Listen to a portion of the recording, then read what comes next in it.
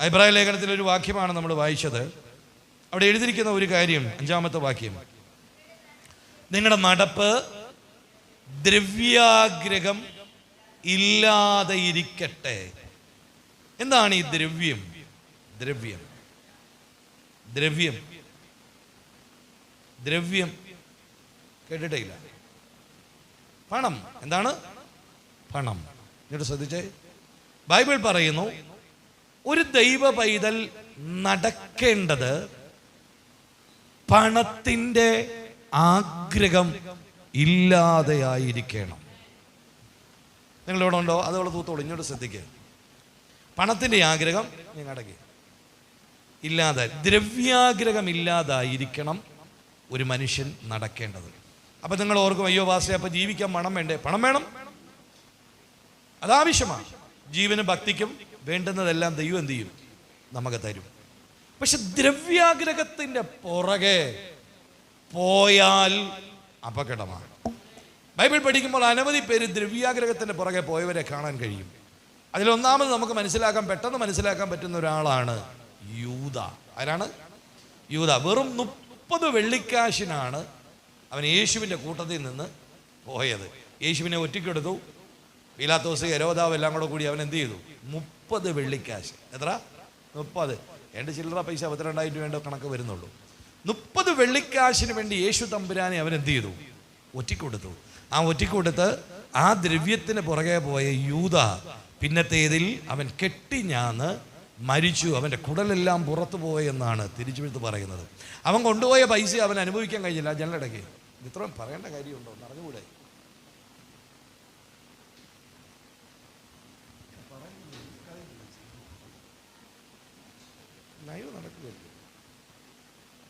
ആ പണത്തിന് പുറകെ പോയ യൂദ എന്ത് ചെയ്തു? മടങ്ങി വന്നില്ല. നിങ്ങൾ ശ്രദ്ധിക്കണം. ഇവിടെ ഉണ്ടോ? ഉണ്ടല്ലോ. അപ്പൊ ശ്രദ്ധിച്ചിരിക്കണം.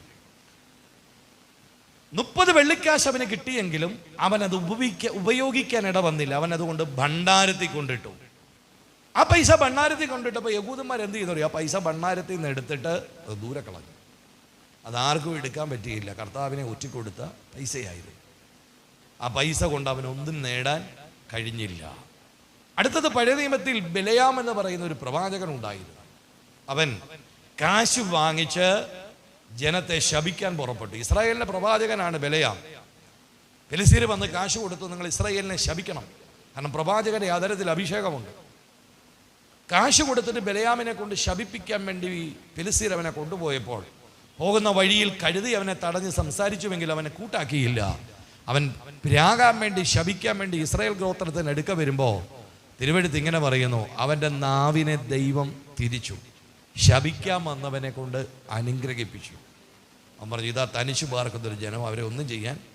അപ്പോൾ അവിടെയും കാണുന്നു. അപ്പോൾ ആ പോയ ബിലയാം, പണത്തിന് പുറകെ പോയവൻ പിന്നീട് മടങ്ങി വന്നതായി കാണുന്നില്ല. വേറെ ഒത്തിരി ഉദാഹരണങ്ങൾ ബൈബിളിലുണ്ട്. ശ്രദ്ധിച്ച് കേട്ടോണം. ദ്രവ്യാഗ്രഹത്തിൻ്റെ പുറകെ പോയവർ ആരും പിന്നീട് മടങ്ങി വന്നില്ല. എന്നാൽ പാപം ചെയ്തു പോയവർ മടങ്ങി വന്നു. ദാവീദ് പോയി മടങ്ങി വന്നു. പത്രോസ് യേശുവിനെ തള്ളിക്കളഞ്ഞു, മടങ്ങി വന്നു, അല്ലേ? യോന ദൈവത്തിൻ്റെ മാർഗം വിട്ട് പോയി, എങ്കിലും അവൻ എന്ത് ചെയ്തു? മടങ്ങി വന്നു. അതുകൊണ്ട് ഞാൻ ഇതിനകത്തിരിക്കുന്നവരോട് പറയാം, ദ്രവ്യാഗ്രഹത്തിൽ പോയാൽ അബദ്ധത്തിൽ ചാടും. അതുകൊണ്ട് ദ്രവ്യ ആഗ്രഹങ്ങൾ നിങ്ങളിൽ നിന്ന് എടുത്തു കളയേണ്ടത് ആകുന്നു. കേൾക്കുന്നവർ നല്ലൊരു ആമേൻ പറഞ്ഞാട്ടെ. അടുത്ത ഭാഗമാണ് ഞാൻ ശ്രദ്ധിക്കാൻ ആഗ്രഹിക്കുന്നത്. ഉള്ളത് കൊണ്ട് തൃപ്തിപ്പെടുവേ. നിങ്ങൾ ആ വാക്യം കാണുന്നുണ്ടോ? ഉണ്ടെങ്കിൽ ഒന്ന് പറഞ്ഞേ. ഞാനിത് പറയുമ്പോൾ നിങ്ങൾ പറയാൻ വേണ്ടി ഇങ്ങനെ നോക്കുപോലെ ഇരിക്കാതെ, ഉള്ളത് കൊണ്ട്, അങ്ങനെ പറയാതെ, ഉള്ളത് കൊണ്ട് തൃപ്തിപ്പെടുവേ. എല്ലാവരും ഒന്ന് പറഞ്ഞേ, ഉള്ളത് കൊണ്ട് തൃപ്തിപ്പെടുവേ. എല്ലാവരും പറഞ്ഞില്ല. ഉള്ളത് കൊണ്ട് നിങ്ങളുടെ പറയാം. ഉള്ളത് കൊണ്ട് നാം തൃപ്തിപ്പെട്ടിരുന്നുവെങ്കിൽ ഈ കടവാരം വരത്തില്ലായിരുന്നു. നിങ്ങളുണ്ടോ ഇവിടെ? ഉള്ളത് കൊണ്ട് തൃപ്തിപ്പെട്ടിരുന്നെങ്കിൽ ഇന്ന് ഈ പ്രശ്നം വരില്ലായിരുന്നു. ബൈബിള് വ്യക്തമായിട്ട് പറയുന്നു, നിങ്ങൾക്ക് ഉള്ളത് കൊണ്ട് തൃപ്തിപ്പെടുക. ഞാൻ ആ വിഷയം നിങ്ങൾക്കൊന്ന് വിശദീകരിച്ചു തരാം. ഉള്ള വീട് മതിയെന്ന് വെപ്പീൻ. നിങ്ങൾ എൻ്റെ കൂടെ വരണമേ. തൃപ്തിപ്പെടാതെ വന്നത് കൊണ്ടാ ഒരു നിലയും കൂടെ പിടിച്ചത്. എന്നിട്ട് ലോകം മുഴുവൻ കടം മേടിച്ച് കടം വീടാൻ എല്ല് മുറുകെ പണി. അപ്പൊ വീട് വേണ്ടേ? വേണമെന്നേ. ഉള്ളത് കൊണ്ട് തൃപ്തിപ്പെടുക. വചനമാ പറയുന്നേ. ഇപ്പോഴത്തെ സീസണിൽ, ഇപ്പോഴത്തെ കാലഘട്ടത്തിൽ നമുക്ക് മനസ്സിലാക്കാൻ കഴിയുന്ന മനുഷ്യൻ നല്ല വീടുകളുള്ളവരാ. പെട്ടെന്ന് അതെല്ലാം പൊളിച്ച് അതിൻ്റെ ഫ്രണ്ടെല്ലാം അങ്ങ് പണിത് പെയിൻറ്റും ഒക്കെ അടിച്ച് നല്ലത് വീട് പണിയട്ടെ, നല്ലതാണ്. നമുക്ക് വീട് പണിയാൻ ആഗ്രഹമുണ്ട്. പക്ഷെ ഒരു കാര്യം പറയാം, ഉള്ളത് കൊണ്ട് നിങ്ങൾ തൃപ്തിപ്പെടണം. മറ്റുള്ളവൻ എന്തെങ്കിലും ഉള്ളത് കണ്ട് നാം അതിൻ്റെ കൂടെ എടുത്ത് ചാടരുത്. ഒരു പഴഞ്ചൊല്ലുണ്ട്, ആന വാവളിക്കുന്നത് പോലെ അണ്ണാൻ ഉണ്ടോ ഇവിടെ? നിങ്ങൾ എൻ്റെ കൂടെ ഉണ്ടോ? ആന വാവളിച്ചു, അതുപോലെ അണ്ണാൻ നോക്കി എന്നാ ചെയ്യും? ഞാനിങ്ങനെ പറയും, ആന വാവളിച്ച പോലെ അണ്ണാനല്ല, അണ്ണന്മാർ പൊളിക്കരുത്. രാമൻ പറഞ്ഞില്ല, അണ്ണിമാർ വാ പൊളിക്കരുത്. അതുകൊണ്ടാണ്. സ്തോത്രം. ശ്രദ്ധിക്കുക, ഉള്ളത് കൊണ്ട് നാം തൃപ്തിപ്പെടണം. ഉള്ള വീട് മതിയെന്ന് വെക്കുക. അടുത്തത് ഞാൻ ഇന്ന് ചിന്തിച്ച ഒന്നുരുടെ കാര്യങ്ങൾ നിങ്ങളുടെ കൊണ്ട് പറയാം. ഉള്ള കാറ് മതിയെന്ന് വെപ്പീൻ, ഉള്ള വീട് മതിയെന്ന് വെപ്പീൻ, ഉള്ള വാഹനം മതിയെന്ന് വെപ്പീൻ, ഉള്ള വസ്ത്രം മതിയെന്ന് വെപ്പീൻ, ഉള്ള നന്മ അത് മതിയെന്ന് വെപ്പി. ഇനിയാണ് അടുത്ത ഒന്ന് രണ്ട് കാര്യത്തിലേക്ക് കയറി വരുന്നത്. ഉള്ള ഭർത്താവ് മതിയെന്ന് വെപ്പി. നിങ്ങളുണ്ടോ ഇവിടെ? ഉള്ള ഭാര്യ. സ്തോത്രം. ബൈബിൾ പറയുന്നു, ദൈവം നിങ്ങൾക്ക് തക്കതായ തുണയെ തന്നത്. എങ്ങനെയാ? തക്കതായ തുണ, തക്ക തുണ. ഒരു ഭാര്യയ്ക്ക് ഒരു ഭർത്താവ് ദൈവം വെച്ചിരിക്കുന്നു, അനുവദിച്ചിരിക്കുന്നു. ഒന്നിലധികം ദൈവത്തിന് പ്രമാണമില്ല. ദൈവം നിങ്ങൾക്ക് തന്ന കുടുംബജീവിതം അത് ദൈവഹിതമാണ്. ദൈവം തന്ന തുണയാണ്. എത്ര പേര് വിശ്വസിക്കുന്നു? പലരും നമ്മുടെ അടുക്ക പ്രാർത്ഥിക്കാൻ വരുമ്പോൾ പല പെണ്ണുങ്ങളും പറയുന്നത് ഞാൻ കേട്ടിട്ടുണ്ട്. പല സഹോദരിമാരും, എൻ്റെ പൊന്നു മാസേ, പുള്ളി എനിക്കിഷ്ടമൊന്നും അല്ലായിരുന്നു, വീട്ടുകാരുടെ നിർബന്ധത്താൽ ഞാനങ്ങ് വിവാഹം, 3 മക്കളും കഴിഞ്ഞ്, മക്കളുടെ കല്യാണവും കഴിഞ്ഞ്, കൊച്ചുമക്കളുമായ തള്ളയായി പറയുന്നത്. എന്നാൽ പിന്നെ ആദ്യം പറഞ്ഞങ്ങ് മാറാം. ഇപ്പോൾ വന്നിട്ട് പറയാം എനിക്കിഷ്ടമൊന്നുമില്ല. പിന്നെ ഞാൻ മിക്കവാറും. നിങ്ങളുണ്ടോ എൻ്റെ കൂടെ? ദൈവം നിങ്ങൾക്ക് തന്നത് തക്ക തുണയാന്ന് എത്ര പേര് വിശ്വസിക്കുന്നുണ്ട്? അപ്പോൾ നിങ്ങൾ പറയാം, അയ്യോ പാസേ, എൻ്റെ ഭർത്താവ് ഭയങ്കര കള്ളുകൂടിയനാ, പ്രാർത്ഥനയ്ക്കൊന്നും വരികയില്ല, ഒന്നും കൊള്ളത്തില്ല, വീട്ടിൽ എന്നും വഴക്കാ. ഞാൻ പറയുന്നത് തക്ക തുണയാന്നേ. നിങ്ങൾ എൻ്റെ കൂടെ ഉണ്ടോ? ആമേൻ, ആമേൻ. നിങ്ങളുടെ ഭർത്താവും ഒരു കള്ളുകുടിയനും പ്രാർത്ഥനയ്ക്ക് വരാത്തവനും ആയതുകൊണ്ടാണ് നിങ്ങൾക്ക് പ്രാർത്ഥിപ്പാനുള്ള സാവകാശങ്ങൾ ദൈവം തന്നത്, അതിനെ മേയിച്ചുകൊണ്ട് പോകാനുള്ള അഭിഷേകം തന്നത്, അതിനെ കൺട്രോൾ ചെയ്യുവാനുള്ള ദൈവകൃപ നിങ്ങൾക്ക് തന്നത്.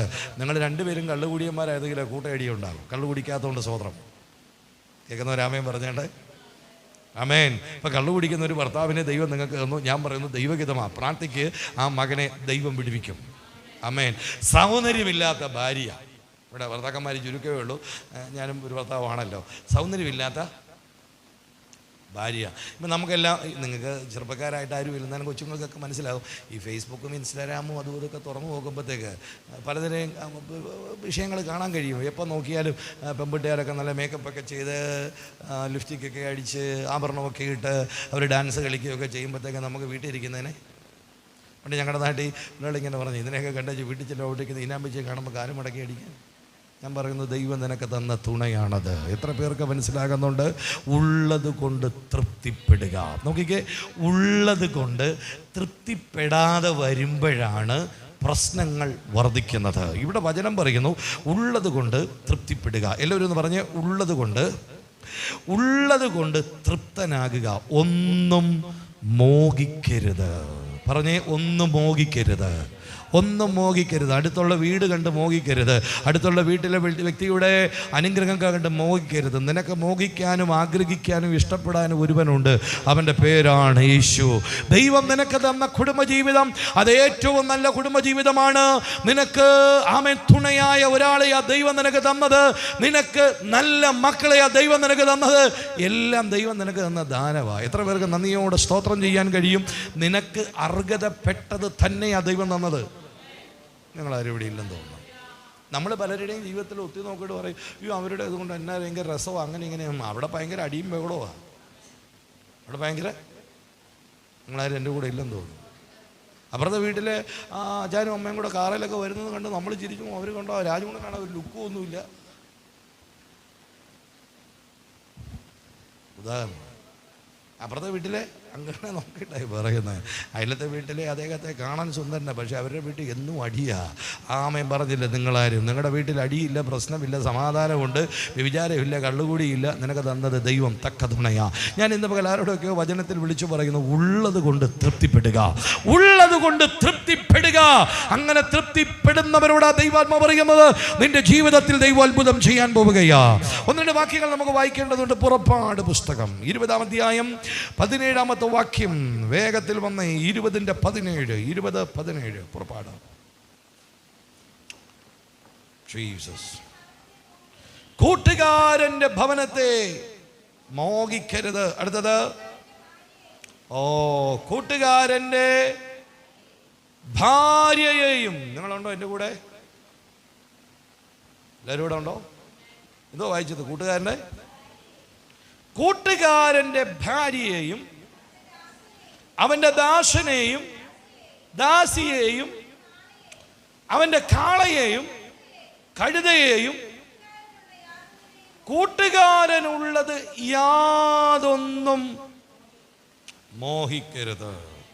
നമ്മളെ വാക്യങ്ങൾ ശ്രദ്ധിച്ചോ? പുറപ്പാട് പുസ്തകമാണ്.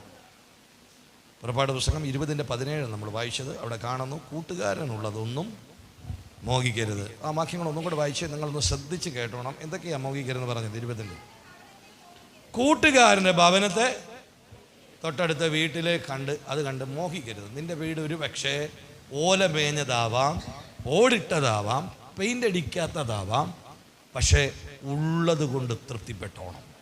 കാര്യം, നിനക്ക് ദൈവം ഒന്ന് തരാമെന്ന് പറഞ്ഞിട്ടാണ് പോയത്. നിങ്ങളുണ്ടോ എൻ്റെ കൂടെ? നിങ്ങളാരും ശ്രദ്ധിക്കുന്നില്ല. ഇല്ല മാസ്റ്റർ, ഞങ്ങൾക്ക് ഇതൊക്കെ കാണുമ്പോഴാണ് ഒരു സമാധാനം. നിങ്ങളുണ്ടെന്നില്ല. എൻ്റെ പഴയ വീടാണ്, എനിക്ക് കാശിന് കൊള്ളുന്ന വീടൊന്നുമില്ല, പക്ഷേ അയലോക്കംകാരൻ്റെ വീട് കാണുമ്പോഴാണ് എനിക്കൊരു തൃപ്തി. മിക്കവാറും നീ എവിടെയെങ്കിലും പോയി ഇടിച്ച് നിൽക്കത്തേ ഉള്ളൂ. 20-ാം അധ്യായത്തിൽ നമ്മൾ വായിച്ച വേദപുസ്തകത്തിൻ്റെ വാക്യത്തിനകത്ത് പറയുന്നു, 20:17 പറയുന്നു, കൂട്ടുകാരൻ്റെ ഭവനത്തെ മോഹിക്കരുത്. കൂട്ടുകാരൻ്റെ ഭാര്യയെയും അവൻ്റെ ദാസനെയും അവൻ്റെ ദാസിയും അവൻ്റെ കാളയും അവൻ്റെ കഴുതയും അവൻ്റെ കൂട്ടുകാരനുള്ള യാതൊന്നിനെയും മോഹിക്കരുത്. ചെയ്ത ദൈവത്തിന് സ്തോത്രം ചെയ്താട്ടെ. ഞാൻ നിങ്ങളോട് പറയാം, മറ്റുള്ളവൻ്റെ എന്തെങ്കിലും കണ്ട് നാം മോഹിക്കരുത്. ദൈവം നമുക്ക് തന്നത് അത്ഭുതകരമായി തന്നതാണ്. ഒരു വാക്യം കൂടെ ഞാൻ നിങ്ങളുടെ ശ്രദ്ധയിൽ കൊണ്ടുവരാം. ലൂക്കോസിന്റെ സുവിശേഷം 12-ാം അധ്യായം.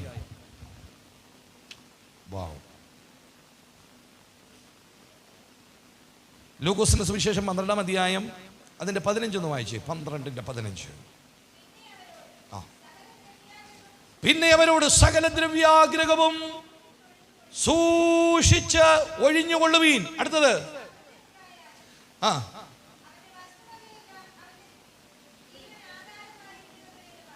കേൾക്കുന്നവരുണ്ടോ അവിടെ? സകല ദ്രവ്യാഗ്രഹവും എന്ത് ചെയ്യണം? എങ്ങനെയാ?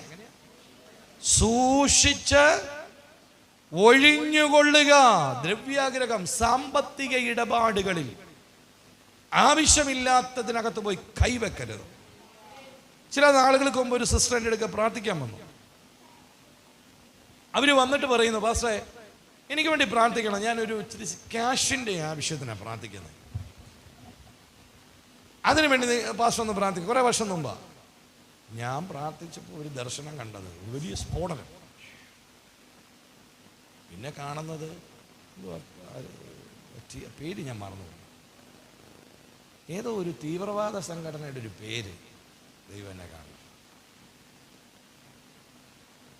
എന്നിട്ട് എന്തോ നോക്കുന്നില്ല, ഏതോ ഒരു പേരാണ്. ഞാൻ അവരോട് പറഞ്ഞു, ഏതോ ഒരു തീവ്രവാദ സംഘടനയുടെ പേരും ഒരു സ്ഫോടനമൊക്കെ ദൈവം എന്നെ കാണും. എന്താണെന്ന് എനിക്കറിയില്ല. എന്തെങ്കിലും അവിശ്വാസമായ മാർഗത്തിലാണ് ഈ പൈസ കിട്ടിയത്. ഉടനെ അവരെന്നോട് പറഞ്ഞു, പാസ്റ്ററെ കോടികളുണ്ട്, കോടികൾ ഒരാൾ നമുക്ക് തരും, നമ്മളത് ബാങ്കിൽ നിക്ഷേപിച്ച് വൈറ്റ് മണിയാക്കി തിരിച്ചു കൊടുക്കണം. 1 കോടി രൂപ വൈറ്റ് മണിയാക്കിയാൽ 25 ലക്ഷം രൂപ എനിക്ക് കിട്ടും. നിങ്ങളെൻ്റെ കൂടെ ഉണ്ടോ? അങ്ങനെ 100 കോടി രൂപ എൻ്റെ കയ്യിലുണ്ട്. അത് കിട്ടിയാൽ ഞാൻ പാസ്റ്റർക്ക് ചർച്ച വെക്കാനും പൈസ. ഞാൻ പറഞ്ഞു, എൻ്റെ പൊന്ന് സഹോദരി, ഞാനതിലില്ല, ഇത് വിട്ടോ, നിങ്ങളുടെ നാശത്തിനാന്ന് പറഞ്ഞു. എൻ്റെ കള്ളപ്പണം വന്നതാണ്. ദ്രവ്യാഗ്രഹത്തിൻ്റെ പിറകെ പോയി കുരുക്കിനകത്ത് വീഴരുത്. ഇവിടെ കർത്താവരോട് പറയാം, സകല ദ്രവ്യാഗ്രഹവും സൂക്ഷിച്ച്. ഇതാരാ പറയുന്നത്? യേശു തന്നെ പറയുന്നു, ദ്രവ്യാഗ്രഹത്തിൽ കുടുക്കപ്പെടരുത്. ഒരുത്തിന് സമൃദ്ധി ഉണ്ടായാലും അവൻ്റെ വസ്തുവകയല്ല അവൻ്റെ ജീവന് ആധാരമായിരിക്കുന്നത്. ഈ കാലഘട്ടത്തിൽ ഏറ്റവും ശ്രദ്ധേയപ്പെട്ട ഒരു വാക്യമാണ് ഞാൻ പറയുന്നത്. സമൃദ്ധി ഉണ്ടായാലും അവൻ്റെ ജീവൻ ഇരിക്കുന്നത് സമൃദ്ധിയിലോ വസ്തുവകയിലോ അല്ല. ശ്രദ്ധിച്ചേ, 10-15 ദിവസങ്ങൾക്ക് മുമ്പ് നല്ല വിഭവങ്ങളായ ഭക്ഷണങ്ങൾ കഴിച്ച് കെട്ടുറപ്പുള്ള വീടിനകത്ത് ഡോറെല്ലാം അടച്ച് AC-യും ഇട്ട് പട്ടിയെ കാവലിനാക്കി CC ക്യാമറയും വെച്ച് കിടന്നുറങ്ങിയ നമ്മുടെ സഹോദരന്മാർ നേരം പുലർന്നത് അറിഞ്ഞില്ല. അതിനു മുമ്പ് ഒരു വലിയ വെള്ളം ഒഴുക്കി അവരെ കൊണ്ടുപോയി. ഈ വചനം വെച്ചിട്ട് ഞാൻ പറയാം, ദേ, ഒരുത്തന് സമൃദ്ധി ഉണ്ടായാലും അവൻ്റെ വസ്തുവകയല്ല അവൻ്റെ ജീവനാധാരമായിരിക്കുന്നത്. നിങ്ങളുണ്ടോ എൻ്റെ കൂടെ? പലരും അവിടെ മരിച്ചുപോയി. അവരുടെയൊക്കെ കുടുംബങ്ങളെ ദൈവം തന്നെ പണിതെടുക്കട്ടെ. ഞാൻ കഴിഞ്ഞ ആഴ്ച അതിൻ്റെ റീസൺ പറഞ്ഞു. ദൈവത്തിൻ്റെ റോളുണ്ടോ എന്ന് ചോദിച്ചതിന് മറുപടി ഞാൻ പറഞ്ഞു. ഇനി അത് പറയാൻ ആഗ്രഹിക്കുന്നില്ല, എങ്കിലും ഞാൻ പറയാം. അവിടെയുള്ള ഒരു പാസ്റ്റർ, ഒരു കുടുംബം, ഈ സംഭവം ഉണ്ടാകുന്നതിന് 2 ദിവസം മുമ്പ് അവരവിടുന്ന് മറ്റൊരിടത്തോട്ട് മാറി. ദൈവം അവരെ വിടുവിച്ച സാക്ഷ്യം യൂട്യൂബിൽ കിടപ്പുണ്ട്, നിങ്ങൾ പോയി ഒന്ന് കേൾക്കണം. മറ്റൊന്ന്, ഒരു കർത്തൃദാസി, ഒരു വിശ്വാസിയായ ഇന്ത്യ, ഒരു രാത്രിയിൽ കിടന്നുറങ്ങി. പ്രഭാതത്തിൽ ഏകദേശം 2 മണി 1:30 അടുത്ത് അവരെഴുന്നേറ്റു. പ്രാർത്ഥിക്കാനായിട്ട് അവർ പോയിരുന്നു. അവർ പ്രാർത്ഥിച്ചുകൊണ്ടിരുന്നപ്പോൾ ഒരു മുഴക്കം കേട്ടു. അവർ ചാടി എഴുന്നേറ്റ് നോക്കിയപ്പോൾ വെള്ളം ഒഴുകി വരുന്നത് കണ്ടു. ഭർത്താവിനെയും കുഞ്ഞുങ്ങളെ എടുത്ത് ഓടി രക്ഷപ്പെട്ടു. സമൃദ്ധി ഉണ്ടെങ്കിലും കെട്ടുറപ്പുള്ള വീടുണ്ടെങ്കിലും അത് നിന്റെ ജീവന് അടിസ്ഥാനമല്ല എന്ന് തിരിച്ചറിയുക. ഒരു സഹോദരൻ പറയുന്നത് ഞാൻ കേട്ടു, 70 ലക്ഷം രൂപ, 10-30 പവൻ്റെ ആഭരണം, ഏലം, കുരുമുളക് എല്ലാം അവൻ്റെ വീട്ടിൽ ഒന്നുമില്ല. അവൻ്റെ ഭാര്യയും അവൻ്റെ മക്കളും അവനുള്ളതെല്ലാം നഷ്ടപ്പെട്ടു. ഞാൻ വീണ്ടും നിങ്ങളോട് പറയുന്നു, ഒരുവൻ സകല ലോകവും നേടിയാലും അവൻ്റെ ആത്മാവിനെ നഷ്ടപ്പെട്ടാൽ അവൻ എന്ത് പ്രയോജനം? ഞാൻ നിങ്ങളോട് പറയാം, ദ്രവ്യാഗ്രഹത്തിലോ ഭൂമിയിലെ സമ്പത്തിലോ ഭൂമിയിലെ സൗഭാഗ്യങ്ങളിലോ നിങ്ങളുടെ ശ്രദ്ധിച്ചിട്ട് നിങ്ങളുടെ ആത്മാവിനെ നഷ്ടപ്പെടുത്തരുത്. നിങ്ങളുടെ ആത്മാവിനെ രക്ഷിപ്പാൻ കഴിവുള്ള ദൈവത്തിൽ ആശ്രയിക്കുക. സ്തോത്രം.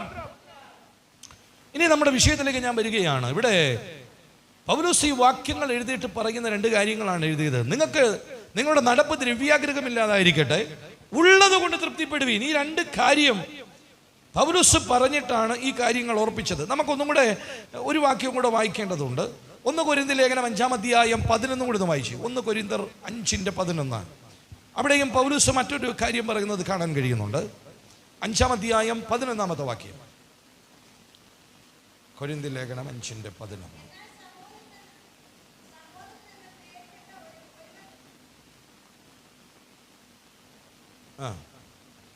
അത് തന്നെ.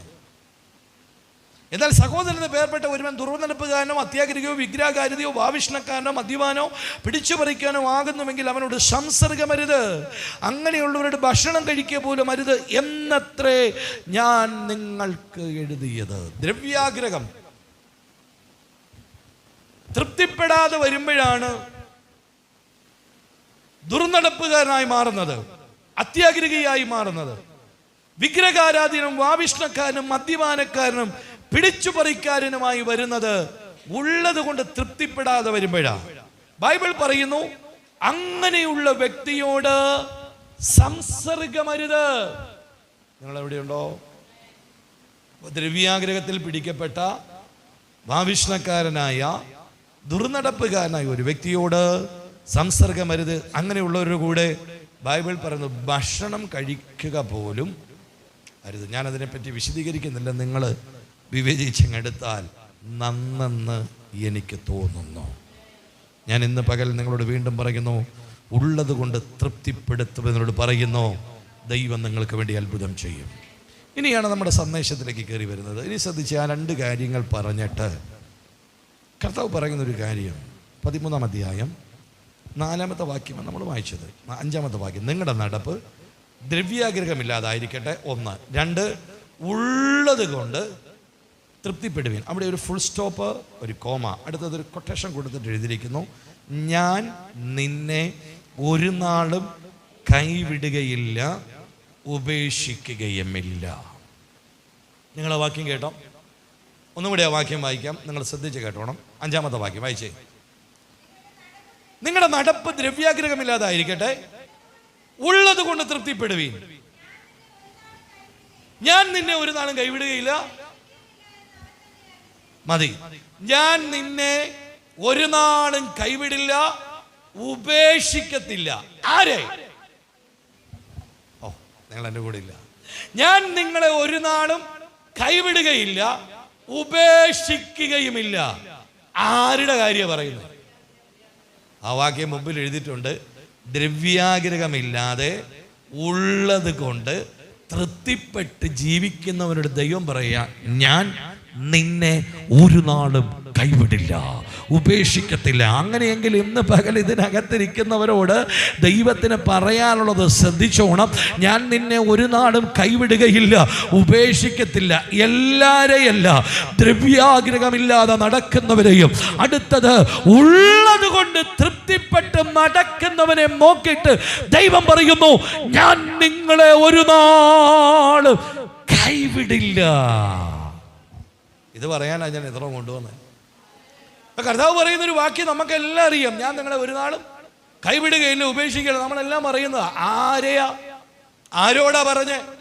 ദ്രവ്യാഗ്രഹമില്ലാത്തവരോടും ഉള്ളത് കൊണ്ട് തൃപ്തിപ്പെട്ട് ജീവിക്കുന്നവനെയും നോക്കി ദൈവം പറയുന്നു, ഞാൻ നിന്നെ കൈവിടില്ല. അങ്ങനെയെങ്കിൽ ഞാൻ ചോദിക്കട്ടെ, എൻ്റെ കരത്തിൽ ദൈവത്തിൻ്റെ കരമുണ്ടോ? ഉണ്ടോ? ഒന്ന് പുനഃപരിശോധിക്കണം. ദ്രവ്യാഗ്രഹത്തിൽ കൊടുക്കപ്പെട്ട വ്യക്തിയാണോ ഞാൻ? ഉള്ളത് കൊണ്ട് തൃപ്തിപ്പെടാത്ത വ്യക്തിയാണോ ഞാൻ? നിങ്ങളോട് പറയാം, നിങ്ങളുടെ കരത്തിൽ ദൈവത്തിന്റെ കരമുണ്ടോ എന്ന് സംശയമാണ്. എന്നാൽ ഉള്ളത് കൊണ്ട് തൃപ്തിപ്പെട്ട് ദ്രവ്യാഗ്രഹമില്ലാതെ ജീവിക്കുന്ന ഒരു വ്യക്തിയാണെങ്കിൽ ഞാൻ നിങ്ങളോട് പറയാം, ദൈവത്തിന്റെ കരം നിന്റെ മേലുണ്ട്, നീ വീഴുകയില്ല.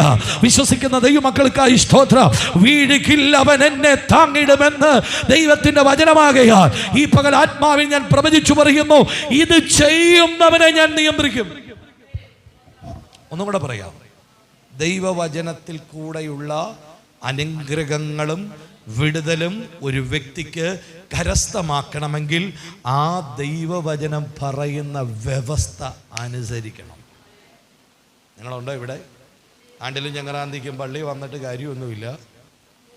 വല്ലപ്പോഴും വന്നൊരു പ്രാർത്ഥന പ്രാർത്ഥിച്ചിട്ട് പോയിട്ടും കാര്യമൊന്നും ഇല്ല. പിന്നെ എന്ത് ചെയ്യണം?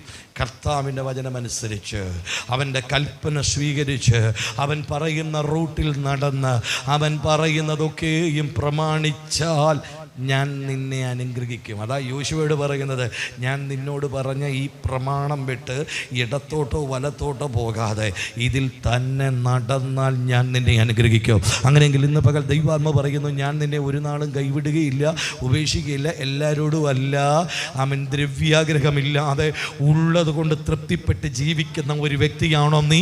നിന്നെ നോക്കിയ ദൈവം പറയുന്നത്, ആകാശം മാറിപ്പോയാലും ഭൂമി അതിൻ്റെ പർവ്വതത്തിൽ അതിൻ്റെ ഉറപ്പിച്ചിരിക്കുന്ന ഉറപ്പിന്ന് വിട്ടുപോയാലും ഞാൻ നിന്നെ കൈവിടുകയില്ല, ഉപേക്ഷിക്കുകയില്ല. വിശ്വസിക്കുന്നവർ കരമൊന്ന് ചേർത്തടിച്ച് അല്പനേരം യേശുവിനൊരു മഹത്വം കൊടുത്തേ. ഒന്ന് വിശ്വസിച്ചൊന്ന് ഏറ്റെടുക്കുക. ഈ പകൽ ആരുടെയൊക്കെ ഉള്ളങ്കരത്തിൽ പിടിക്കാൻ എൻ്റെ ദൈവത്തിന് ആഗ്രഹമുണ്ട്. ആരെയൊക്കെയോ ചേർത്ത് പിടിക്കാൻ ദൈവം ആഗ്രഹിക്കുന്നു. ആരെയൊക്കെയോ ചേർത്ത് നിർത്തുവാൻ ദൈവം ആഗ്രഹിക്കുന്നു. അങ്ങനെയുള്ളവർ കരമടിച്ച് ദൈവത്തിന് മഹത്വം കൊടുക്കട്ടെ. അപ്പൊ ഞാൻ പറയുന്നു, ദൈവത്തിന് മക്കളുമുണ്ട്, പ്രിയ മക്കളുമുണ്ട്. ദൈവത്തിന് മക്കളുമുണ്ട്, പ്രിയ മക്കളും. ഒരപ്പന് 2-3 മക്കളുണ്ടെന്ന് കരുതിക്കോ. എല്ലാ മക്കളെയും ഒരുപോലെ സ്നേഹിക്കുന്ന അപ്പന്മാർക്കായി സ്തോത്രം. എങ്കിലും ചിലരോട് കൂടുതൽ ഇഷ്ടമുണ്ട്. മക്കളാണെങ്കിലും കൂടുതൽ. നിങ്ങളത് ചിന്തിച്ച്, നിങ്ങളുടെ എല്ലാ മക്കളോടും നിങ്ങൾക്ക് തുല്യ സ്നേഹമാണോ? ആണോ? ചിലപ്പം ഒരാളോട് ഇച്ചിരി സ്നേഹം കൂടുതലില്ലേ? എന്തുകൊണ്ടാണ്? ഞാൻ പറയാം, അവൻ കൂടുതലായി നിങ്ങളെ സ്നേഹിക്കുന്നത് കൊണ്ടും നിങ്ങൾ പറയുന്നതെല്ലാം അവൻ അനുസരിക്കുന്നത് കൊണ്ടാണ് നിങ്ങൾക്ക് അവരെ. നിങ്ങൾ പറയും, ഇല്ല വാസ, എനിക്ക് എൻ്റെ മക്കളെ ഒന്നിനും വിഷയമില്ല. അപ്പോൾ ഒരു കാര്യം ഉറപ്പാണ്, നിങ്ങൾ പറയുന്ന ഒന്നും മക്കൾ കേൾക്കുന്നില്ലെന്നാണ്. നിങ്ങളുണ്ടോ എൻ്റെ കൂടെ? അപ്പോൾ ശ്രദ്ധിച്ചേ, ആരുടെ കയ്യിലാ ദൈവം പിടിക്കുന്നത്? ദൈവം പറയുന്നു, വേഴ ദ്രവ്യാഗ്രഹമില്ലാതെ ഉള്ളത് കൊണ്ട് തൃപ്തിപ്പെട്ട് നീ ജീവിച്ച ഞാൻ നിന്നെ കൈവിടുകയില്ല. അപ്പൊ ആരുടെ കയ്യിലാണ് ദൈവം പിടിച്ചിരിക്കുന്നത്? തൃപ്തിപ്പെടാത്തവന്റെയും ദ്രവ്യാഗ്രഹത്തിന് പുറകെ നടക്കുന്നവന്റെ കയ്യിലാണോ? അല്ല. ശ്രദ്ധിച്ച് കേക്ക്. എന്റെയും നിന്റെയും കരത്തിൽ അവന്റെ കരമുണ്ടോ എന്നൊന്ന് നോക്കിക്കോണം. ഞാൻ ഒന്നുകൂടെ പറയാം, അപ്പനെ പിടിക്കുന്നവരുണ്ട്, അപ്പം പിടിക്കുന്നവരുണ്ട്. അപ്പനെ പിടിക്കുന്നവരുണ്ട്, അപ്പം പിടിക്കുന്നവരുണ്ട്. ഇത് രണ്ടും രണ്ടാകട്ടോ. അപ്പനെ പിടിക്കുന്നവരാരാ? പ്രാർത്ഥന എവിടെയുണ്ട് അവിടെ പോകും, യേശു യേശു എന്നൊക്കെ വിളിക്കും, പ്രാർത്ഥിക്കും. എന്ത് ചെയ്യും? ഞായറാഴ്ച രാവിലെ വന്ന് ഇച്ചിരി നേരം ഒന്ന് പിടിക്കും, 2-3 ദിവസം മുറുകെ ഒന്നും കൂടെ പിടിക്കും. എന്തെങ്കിലും കാര്യം കിട്ടിക്കഴിയുമ്പോൾ പിടുത്തം വിട്ടേ ജോടി. അങ്ങനെ നമ്മുടെ ഇടയ്ക്ക് ഒത്തിരി പേര് ഒന്ന് പിടിച്ചതല്ലേ. നാശു വന്ന് ടീച്ചർ വന്ന് പിടിച്ചേച്ച് പോയി. ഇത് അപ്പനെ പിടിക്കുന്നവരാ. അപ്പം പിടിച്ചവരുടെ പ്രത്യേകത, ഭൂമി മാറിപ്പോയാലും പർവ്വതം ഇറങ്ങിപ്പോയാലും അവൻ്റെ കയ്യിൽ നിന്ന് നീ പോകത്തില്ല. ഇന്ന് പകൽ പറ, ഞാൻ അപ്പനെ പിടിക്കാനല്ല വന്ന, അപ്പനെ എൻ്റെ കയ്യിലൊന്ന് പിടിക്കണം. അങ്ങനെ ആഗ്രഹിക്കുന്നവർ എത്ര പേരുണ്ട്?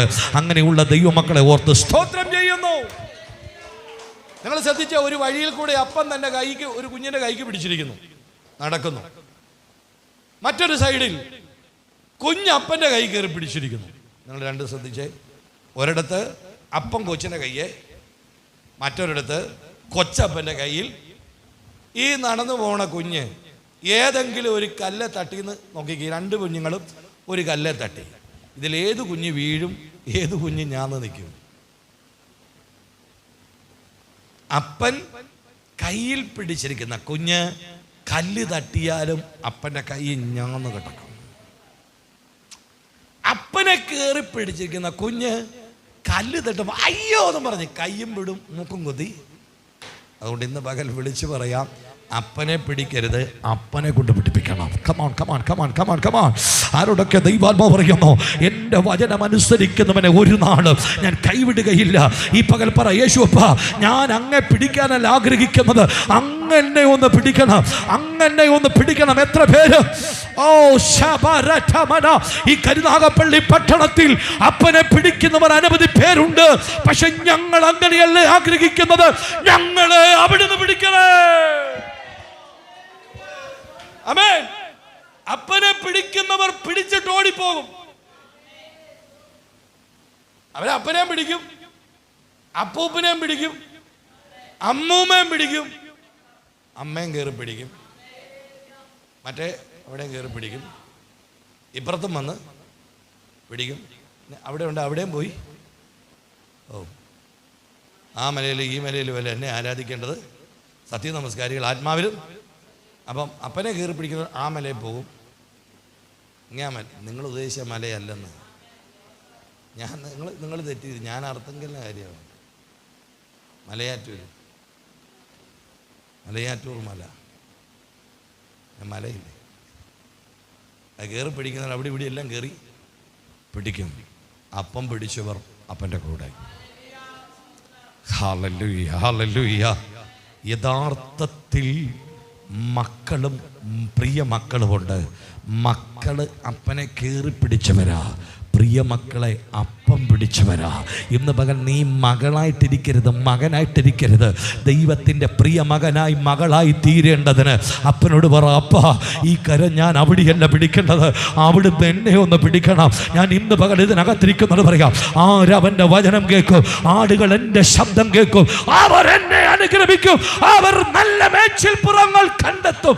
അതുകൊണ്ട് ഇന്ന് പകലിൽ ദൈവം നിന്റെ കരത്തിൽ പിടിക്കാൻ ആഗ്രഹിക്കുന്നു. അതിന് നീ ഒന്ന് വഴങ്ങി കൊടുക്കണം.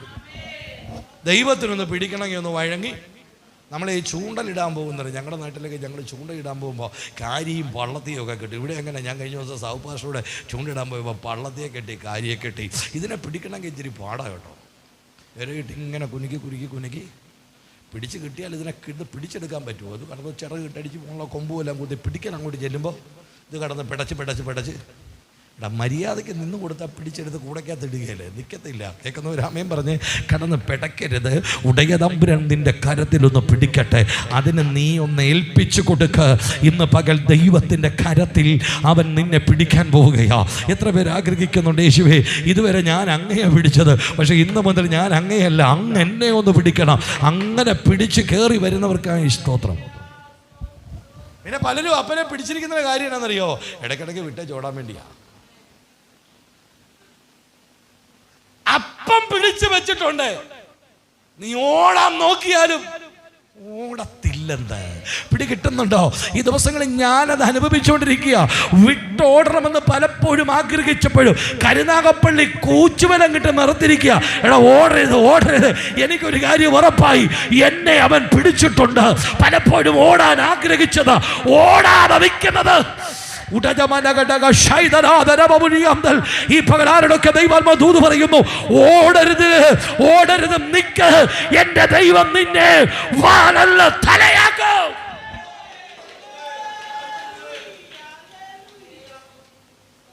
എവിടെ കിട്ടിയോ? പക്ഷേ പലരും പ്രാർത്ഥനയ്ക്ക് വന്നിട്ട് പിന്നെ അവരെ കണ്ടില്ല. ഇതാ ഇതിന്റെ മറുപടി. അവരൊന്ന് പിടിക്കാൻ വന്നതാ. കുറച്ചു നേരം പിടിച്ചിട്ട് അവര് നമ്മളിവിടുന്ന് KSRTC മൈനാപ്പള്ളിക്ക് ബസ് കയറി 10-12 കൊടുത്ത് ടിക്കറ്റ് എടുത്ത് കമ്പിയെ പിടിച്ചോണ്ട് മൈനാപ്പള്ളി വരെ ഉള്ളു. അത് കഴിഞ്ഞ് വിട്ടേ ചിന്തി. ഇത് മൈനാപ്പള്ളി കൊണ്ട് തീർക്കാനുള്ളതല്ല. ഇത് മരണം കൊണ്ട് തീരുന്നതല്ല. മരണം കഴിഞ്ഞും എൻ്റെ കയ്യിൽ പിടിച്ചിരിക്കുന്ന ഒരു കരമാ. എത്ര പേർക്ക് ഇന്ന് പകൽ അങ്ങനെ ഒന്ന് പറയാൻ കഴിയുന്നുണ്ട്? അങ്ങനെ ഒന്ന് പിടിച്ചേൽപ്പിക്കാൻ ആരുണ്ട് ഇവിടെ? Come on. അവരെ നോക്കി ദൈവം പറയുന്നു, ഞാൻ നിങ്ങളെ ഒരു നാളും കൈവിടുകയില്ല, ഉപേക്ഷിക്കത്തുമില്ല. ഇങ്ങനെ ആരെങ്കിലും പറഞ്ഞിട്ടുണ്ടോ? ഭർത്താവ് നിങ്ങളോട് പറഞ്ഞോ? ഭാര്യ പറഞ്ഞോ? മക്കൾ പറഞ്ഞോ ഒരു നാളും കൈവിടില്ലെന്ന്? കാണാം. ഇവൻ നിനക്ക് ആയുസ്സും ആരോഗ്യം ഉള്ളതുകൊണ്ടാ. ഇല്ല, കാണാം. ഇല്ല, മിക്കവാറും ഏതെങ്കിലും അനാഥാലയത്തിൽ നീ കൊണ്ടുപോയി. കഴിഞ്ഞ ദിവസം ഞങ്ങളൊരു വീട്ടിൽ പോയതാ. ആരാ ഒന്നും പറയുന്നില്ല. അവിടെ ചെന്നപ്പോ പറയുന്നു, മകൻ വെള്ളം അടിച്ചിട്ട് വന്നിട്ട് ഞങ്ങളെ ഇടിക്കുമെന്ന് കേട്ടപ്പോൾ സങ്കടം തോന്നി. ആരോഗ്യം ഉണ്ടായിരുന്നപ്പോഴേ, ഗമയുണ്ടായിരുന്നപ്പോഴേ വലിയ ആള് കളിച്ച് നിന്നതാ. ഇപ്പൊ എല്ലാം തീർന്ന് മക്കള് കൊണ്ട് അനാഥാലയത്തിൽ ഇടാൻ പ്ലാൻ ചെയ്തോണ്ടിരിക്കുക. മിക്കവാറും കൈവിടുകയെന്ന് പറഞ്ഞവരൊക്കെ വിട്ടോടിപ്പോയി. പക്ഷെ വിടുകയെന്ന് പറഞ്ഞവൻ മനുഷ്യനല്ല. വചനം പറയുന്നു, മനുഷ്യനല്ല നിന്നോട് പറഞ്ഞത്. അവൻ ബോഷ്കു പറയാൻ അവൻ മനുഷ്യനല്ല, നുണ പറയാൻ അവൻ മനുഷ്യനല്ല. ദൈവം പറയുന്നു, ഞാൻ നിന്നെ ഒരു നാളും കൈവിടില്ല, ഉപേക്ഷിക്കത്തില്ല. സുനാമി അല്ല, വെള്ളപ്പൊക്കമല്ല, ഉരുളുപൊട്ടൽ വന്നാലും ആ ഉരുളുപൊട്ടലിൽ കൂടെ ഞാൻ മരിച്ചു പോയാലും ഭൂമി അതിൻ്റെ അനുഭവത്തിൽ തകർന്നു പോയാലും ഞാൻ ഭയപ്പെടത്തില്ല. എൻ്റെ ദൈവം എനിക്കൊരുക്കിയിരിക്കുന്ന ദേശത്ത് ഞാൻ ചെല്ലും. അതുകൊണ്ട് ഇന്ന് പകൽ ഞാൻ ഇതിനകത്തിരിക്കുന്നോട് പറയാം, അവനെ കയറി പിടിക്കുകയല്ല ചെയ്യേണ്ടത്, അവൻ പിടിക്കപ്പെടാൻ വേണ്ടി ഒന്ന് ഏൽപ്പിച്ചു കൊടുക്കണം. ഏൽപ്പിച്ചു കൊടുത്താലേ ദൈവത്തിന് പിടിക്കാൻ പറ്റത്തുള്ളൂ. വഴുതിപ്പോയാൽ പറ്റുമോ? സ്തോത്രം. വേടൻ കിളികളെ പിടിക്കുന്ന പോലെ വന്ന് ദൈവം ആരെയും പിടിക്കത്തൊന്നുമില്ല. ദൈവത്തിന് അതിൻ്റെ ആവശ്യവും ദൈവത്തിൻ്റെ പ്രത്യേകത. ഞാൻ വാതിക്കൽ നിന്ന് ആരെങ്കിലും വാതിൽ തുറന്നു തന്ന ഒരു പിടി ഞാൻ അങ്ങ് പിടിക്കും. പിന്നെ നീ വീഴുകയില്ല. തുറന്നു കൊടുത്താൽ മാത്രം. നിങ്ങളുണ്ടോ എൻ്റെ കൂടെ? കാൽവറി ക്രൂശിൽ മുഴുലോകത്തിൻ്റെ പാപം ചുമന്ന, തലയിൽ മുൾക്കിരീടം അടിച്ച് കൈകാലുകൾ ആണിയടിച്ച് അന്ത്യസമയത്ത് കിടക്കുമ്പോൾ ക്രൂശിൽ കിടക്കുന്ന ഒരു കള്ളൻ അവനെ നോക്കിയിട്ട് പറഞ്ഞു, നീ രാജ്യത്വം പ്രാപിച്ചു വരുമ്പോൾ എന്നെ ഓർക്കണം. നിങ്ങളാ ഭാഗം ഒന്ന് ശ്രദ്ധിക്കണം. മരിക്കാൻ കിടക്കുക, സകല മനുഷ്യരും യേശുവിനെ ഉപേക്ഷിച്ചു, മതക്കാരും സകലരും ശിഷ്യന്മാരെല്ലാം ഓടിപ്പോയി, സഹായകസ്ഥനായി നിസ്സഹായനായി. ചരിത്രം ആൾക്കാരും പറഞ്ഞു അവനെ പോലും അവനെ വിടുവിക്കാൻ കഴിയത്തില്ലെന്ന് മനുഷ്യൻ പറയുന്ന ഒരു സമയം. എല്ലാവരും പറഞ്ഞില്ലേ, നീ കർത്താവാണ് ദൈവമാണ്, ക്രൂശിൽ നിന്നിറങ്ങി. അപ്പോൾ എല്ലാവരും നോക്കി അവനെ പോലും വിടുവിക്കാൻ കഴിയത്തില്ല. അങ്ങനല്ലല്ലോ കിടക്കുന്നത്. ആ കിടക്കുന്ന സമയത്ത് ഒരു കള്ളൻ്റെ വിശ്വാസവും അവൻ്റെ വാക്കും എന്തായിരുന്നു അറിയാവോ? നീ രാജ്യത്വം പ്രാപിച്ചു വരുമ്പോൾ എന്നെ ഇങ്ങോട്ട് നോക്കിയേ, 2 കൈകളിലും ആണിയടിച്ച് കിടക്കുക. അന്നേരം അവൻ പറയുന്ന രാജ്യത്വം പ്രാപിച്ചു വരുമ്പോൾ ഇങ്ങോട്ട് നോക്കിക്കോണം എന്നെ കേട്ടോ, എന്നോട് നോക്കിക്കോണം. ആശ്ചര്യമായി കൈ ആണിയിലാണെങ്കിലും ആത്മാവി കയറി ഒരു പിടി അങ്ങോട്ട് പിടിച്ചു. അവനെ പിടിച്ചിട്ട് പറഞ്ഞു, ഇന്ന് നീ എൻ്റെ കൂടെ പരദീസയിൽ. ഇവിടെ ആരുണ്ട് എനിക്കറിയില്ല, ആരെയൊക്കെ കയറി പിടിക്കാൻ അവൻ ഇവിടെ വന്നിട്ടുണ്ട്. ഇന്ന് പകൽ അവൻ നിന്നെ ഒരു പിടി പിടിക്കുക.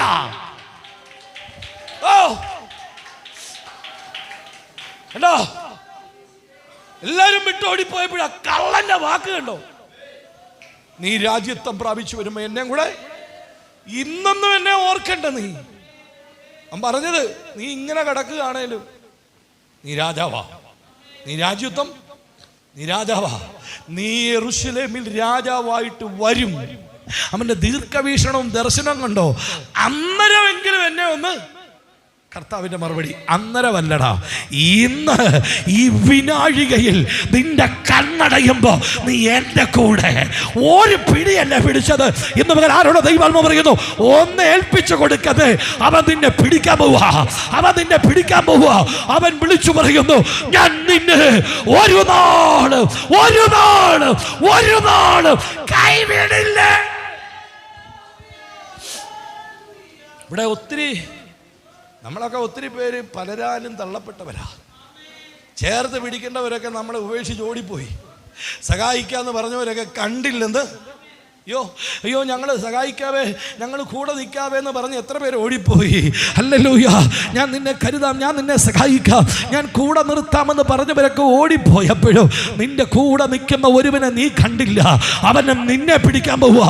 ഇന്ന് പകൽ അവൻ വിളിച്ചു പറയുന്നു, ഭൂമി മാറിപ്പോയാലും, സമുദ്രം അതിന്റെ മധ്യത്തിൽ നിന്ന് നീങ്ങിപ്പോയാലും, പർവ്വതങ്ങൾ മാറിയാലും ഞാൻ നിന്നെ ഉപേക്ഷിക്കത്തില്ല. എത്ര പേരാ ദൂത് ഏറ്റെടുക്കുന്നുണ്ട്? ഇന്ന് പകൽ അവൻ നിന്നെ പിടിക്കുന്ന പകലോ. Praise the Lord. Amen. Amen. Amen. Amen. വീഴുകില്ല, അവൻ നിന്നെ താങ്ങും. എത്ര പേര് ഉറപ്പോടെ ആമേൻ പറയുന്നു? ഈ ലോകം മുഴുവൻ ആശയം പറയട്ടെന്നേ. ദേശക്കാർക്കും സമൂഹക്കാർക്കും ഒക്കെ കാണുമ്പോൾ നീ കൈയടിക്കാൻ പോയെന്ന് പറഞ്ഞെന്നിരിക്കും. അറിവില്ലാത്തതുകൊണ്ട് പറയുന്ന നീ അവരോടൊന്നും പറയണ്ട. നിന്റെ കയ്യിൽ ഒരുത്തം പിടിച്ചിട്ടുണ്ട്, അവൻ നീ വീഴാൻ അനുവദിക്കത്തില്ല.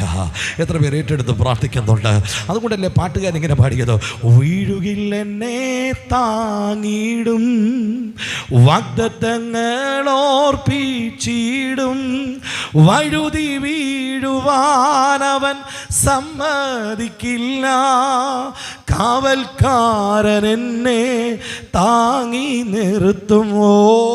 വഴുതി വീഴുവാൻ അവൻ സമ്മതിക്കില്ല, കാവൽക്കാരൻ എന്നെ താങ്ങി നിർത്തും. എത്ര പേര് ഉറപ്പോടെ പറയുന്നുണ്ട്?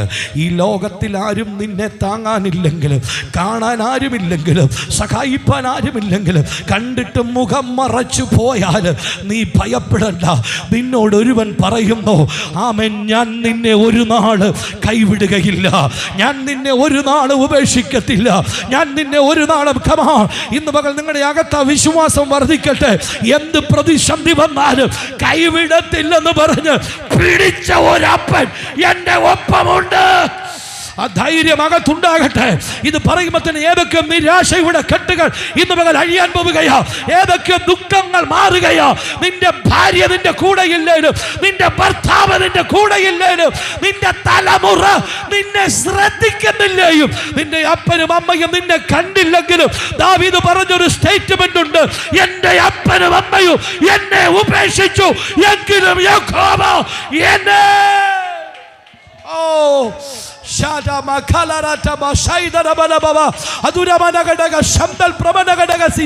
ഇന്ന് പകൽ ആരെയൊക്കെ കരത്തിൽ അവൻ കയറി പിടിക്കുന്നത് ഞാൻ കാണുന്നു, ആരെയൊക്കെ മുറുകെ പിടിക്കുന്നത് ഞാൻ കാണുന്നു, ആരെയൊക്കെ ചേർത്ത് നിർത്തുന്നത്.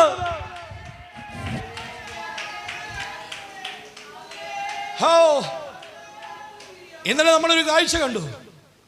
ഇന്ത്യയുടെ പ്രധാനമന്ത്രി വയനാട്ടിൽ ചെന്നു. അവിടെ ചെന്ന് ആ കൊച്ചിന്റെ പേര് ഞാൻ മറന്നുപോയി. 3 വയസ്സുള്ളൊരു കൊച്ചിനെ ഇങ്ങനെ ചേർത്ത് പിടിച്ച് നിർത്തിയിരിക്കുന്ന ഫോട്ടോ ഇന്ന് പത്രത്തിലെല്ലാം ഉണ്ട്. ആ പിടുത്തം കണ്ടപ്പോ സത്യം പറഞ്ഞ് എൻ്റെ കണ്ണം നിറഞ്ഞു. ആ കൊച്ച് കള്ളത്തിൽ ഒഴുകിപ്പോയതാ, മുങ്ങിപ്പോയതാ. വെളുപ്പിനെ 6 മണിയായപ്പോൾ ആരോണ്ട് കിടക്കുന്ന കണ്ടു, ചള്ളക്കാതെ കോരി എടുത്ത് രക്ഷിച്ചു. അതിൻ്റെ ആ സഹോദരന്മാർ അപ്പനാരനൊക്കെ മരിച്ചു, അമ്മയുണ്ട്. ആ കൊച്ചിനെ ഇന്ത്യയുടെ പ്രധാനമന്ത്രി വന്നൊന്ന് കെട്ടിപ്പിടിച്ച് നിർത്തിയപ്പോൾ ഇന്നലത്തെ ഈ വാർത്താ ചാനലുകളിൽ മുഴുവൻ അതായിരുന്നു ചർച്ച, അന്തിച്ചർച്ച. കാരണം എന്താ, ഒരു രാഷ്ട്രീയ നേതാവ്, ഒരു ഇന്ത്യയുടെ പ്രധാനമന്ത്രി വന്ന് ഒരു മനുഷ്യനെ, ഒരു കുഞ്ഞിനെ ചേർത്ത് പിടിച്ചപ്പോൾ ആ കുഞ്ഞിനുണ്ടായ സന്തോഷം ഒരു രാജ്യത്തിൻ്റെ സന്തോഷമാണ്. ഇവിടെ പിടിക്കാൻ വരുന്നത് പ്രധാനമന്ത്രിയല്ല, ഇന്ന് നിന്നെ പിടിക്കുന്നത് ഇന്ത്യൻ പ്രസിഡന്റ് അല്ല, അമേരിക്കയുടെ പ്രസിഡന്റ് അല്ല, സകലത്തിൻ്റെയും ഉടയവൻ, സകലത്തിൻ്റെയും കാരണഭൂതൻ, സകലത്തെയും ചമച്ചവൻ ഇന്ന് പകൽ നിന്നോട് പറയുന്നു, ഞാൻ നിന്നെ കൈവിടുകയില്ല, ഞാൻ നിന്നെ ഉപേക്ഷിക്കുകയില്ല, ഞാൻ നിന്നെ കൈവിടത്തില്ല, ഞാൻ നിന്നെ ഉപേക്ഷിക്കത്തില്ല. തിരിച്ചറിവ് കിട്ടിയ നേരം കരമടിച്ച് ദൈവത്തെ സ്തുതിച്ച്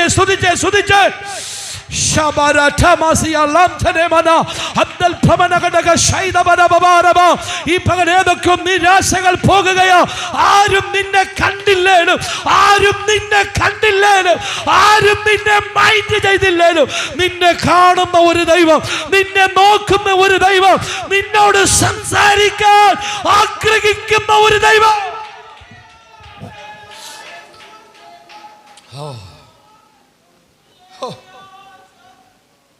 കോടാനുകോടി ദൂതന്മാർ സ്വർഗത്തിലുണ്ടെങ്കിലും, ആയിരക്കണക്കിന് കരൂപകൾ സദാസമയം അവന്റെ മുമ്പിൽ കിരീടങ്ങൾ താഴെയിട്ട് മൂപ്പന്മാർ സ്തുതിക്കുന്നുണ്ടെങ്കിലും, ഈ ഭൂമിയിൽ ദൈവം നിന്നെയാണ് നോക്കുന്നേ.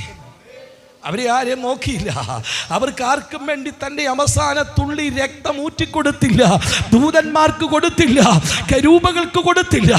നിന്നെ തേടി, കാണാതെ പോയ നിന്നെ തേടി, കാണാതെ പോയ നിന്നെ തേടി 2000 വർഷങ്ങൾക്ക് മുമ്പ് ഒരുവൻ ഈ ഭൂമിയിൽ ഇറങ്ങി വന്നു. അവൻ പറയുന്നു, ഞാൻ നിന്നെ ഒരു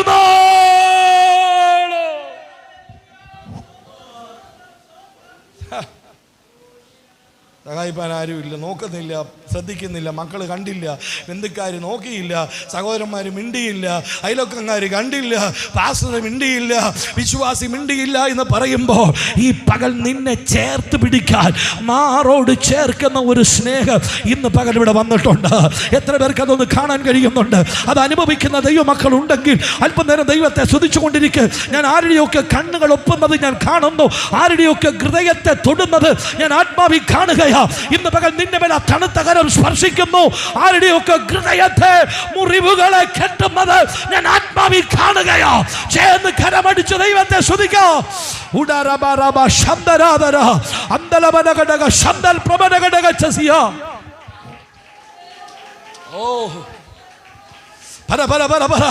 വേറെ ഒന്നും ഞാൻ ആഗ്രഹിക്കുന്നില്ല, അവിടെ നിന്നെ ഒന്ന് പിടിച്ചാൽ മതി. ഞാൻ പറയും, വേറെ എനിക്കൊന്നും വേണ്ട, എനിക്ക് ദ്രവ്യം വേണ്ട, എനിക്കൊന്നും വേണ്ട, എനിക്ക് നീ മതി. എത്ര പേര് പറയുന്നുണ്ട്? എത്ര പേര് ഇത് ആഗ്രഹിക്കുന്നുണ്ട്? അങ്ങനെയുള്ളവർ അക്കരമുയർത്തി ദൈവത്തെ ഒന്ന് സ്തുതിച്ചേ. ഹല്ലേലൂയ. അതുകൊണ്ട് ഒരു പാട്ടുകാരൻ ഇങ്ങനെ പാടി, വേറൊന്നിനാലും ഞാൻ തൃപ്തനാകില്ല, എൻ്റെ ദാഹം നീ തന്നെയാന്ന് പറഞ്ഞ്, വേറൊന്നിനാലും ഞാൻ തൃപ്തനാകില്ല, എൻ്റെ ദാഹം നീ തന്നെയാ. ഒരിക്കൽ കൂടെ പറഞ്ഞേ, വേറൊന്നിനാലും ഞാൻ തൃപ്തനാകില്ല, എൻ്റെ ദാഹം നീ തന്നെയാ. സ്നേഹിക്കുന്നേ, സ്നേഹിക്കുന്നേ, സ്നേഹിക്കുന്നേ യേശുവേ, സ്നേഹിക്കുന്നേ ഒന്ന് പറഞ്ഞേ, നേസിക്കീരേ, നേസിക്കീരേ യേശുവേ. ഹല്ലേലൂയ.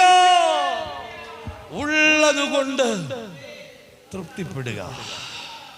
ഇത് പറഞ്ഞവൻ സകലത്തെയും ക്ഷമിച്ചവനാണ്. എടാ, ഉള്ളത് കൊണ്ട് തൃപ്തിപ്പെടുക. അത് പറഞ്ഞെങ്കിൽ ഓർത്തോണം, നീ തൃപ്തിപ്പെട്ടോ, നിന്നെ സമൃദ്ധനാക്കാൻ എനിക്ക് കഴിയും.